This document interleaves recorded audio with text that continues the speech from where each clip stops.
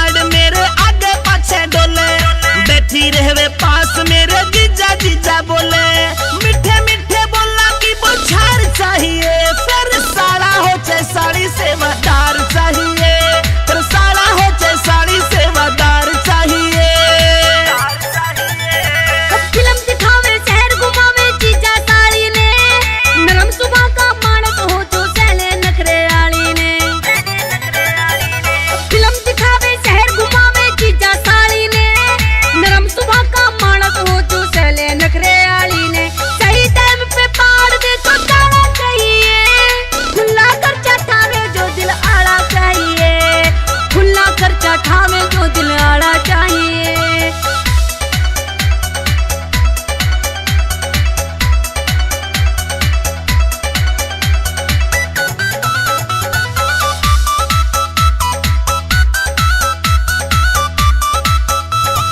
बेशक नखरे बाज हो मना लूंगा उसने, मिठी गोली देके मैं भगा लूंगा उसने। बेशक नखरे बाज हो मना